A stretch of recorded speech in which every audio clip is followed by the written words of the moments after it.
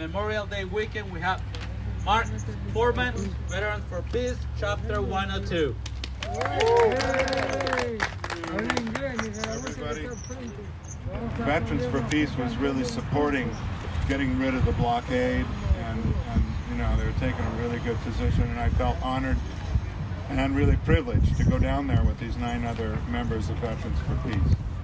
They took us to quite a number of clinics, healthcare clinics in Havana, and I swear there was a healthcare clinic on every block in Havana. I was really impressed with that, and I'm wondering, why isn't the United States doing this? I just wanted to share with you that I came away from that 10-day experience really loving the people, loving what they're trying to do. And Veterans for Peace is doing what it can to get the word out, to normalize Cuba so we can be neighbors, good neighbors. And today, as we stand here, we must continue to demand for the Biden administration guarantee a pathway to citizenship for all undocumented essential workers. These workers risk their livelihood and their lives for America, and now it's time for America to show the same respect. And the fight doesn't end here. Actually, on June 21st, Voces de la Frontera is going to embark on a march from Milwaukee to Madison to continue putting pressure on the Biden administration and for them to actually hear us and for them to see that we're not going to be leaving anytime soon. They will not, I will never be silencing our voices, and as we all stand here, this is a great example on how we're always going to be standing up for what's right. Thank you. Right now we're working on a few other campaigns. One is to stop the F-35 airplane coming to Wisconsin being based at Truax Field. We have a postcard campaign. We're sending cards to Tammy Baldwin to try to stop it. We've been working really hard lobbying Congress with the Alliance for Nuclear Accountability to stop the plan to increase the number of intercontinental ballistic missiles. The cost just goes up and up, and there is no accountability from the Pentagon or the Department of Energy or any of those departments. War is not the answer to the problems that we have. Peace it is, and we got to keep fighting toward spending that kind of money in social services instead. Bashar H.M. Hamadna, who is a Palestinian student in Havana. Bashar had studied abroad during the high school in Eau Claire, Wisconsin. It seemed to be impossible to get a scholarship to study medicine and become a doctor after I finished my last year of high school, where I was there as an international student. But thanks to the Republic of Cuba, each day I'm closer to the dream. Cuba, a developing country, gave me the opportunity. A country that has been under blockade for decades. When countries are competing to export bombs and weapons all over the world, Cuba was exporting doctors. During the COVID-19 pandemic, relief was sent to different countries, such as Italy, Mexico, Honduras, and Haiti. In the last 16 months, the state of Palestine was not only suffering from the pandemic situation, but also suffering from the illegal Israeli occupation that has started 73 years ago to this day. Gaza Strip, which is an open-air prison for more than 2 million people, which is a human rights crisis. In the last uprising, 248 people died. 68 were children, 46 were women, 23 doctors and paramedics.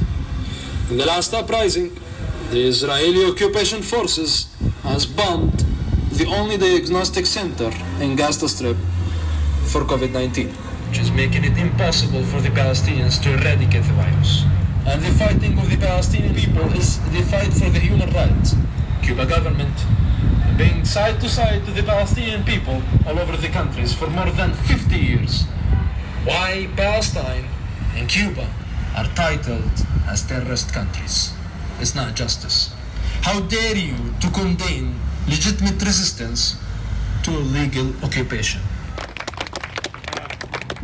Just remember, Cuba is one of the only countries in the world to export doctors as opposed to weapons to other countries. 61 years ago, the U.S. government, in a secret document, assessed that the Cuban Revolution and Fidel Castro was so popular, there was no way to displace it. A U.S. policy, and this is a direct quote, to bring about hunger, desperation, and overthrow of government, end quote, in Cuba. Here we are 61 years later, and the U.S. policy in our name, but generally without our knowledge, to impose hunger on the Cuban people and desperation is as severe as ever. There have been times under Obama and under Jimmy Carter when it was relaxed somewhat, but under the last administration, 240 additional restrictions or sanctions were added.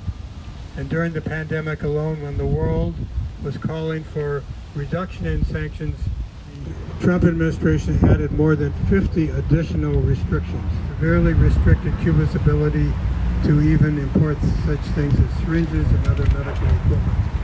This weekend, the Miami Herald, a leading newspaper that is dedicated to overthrowing the Cuban Revolution, had an editorial.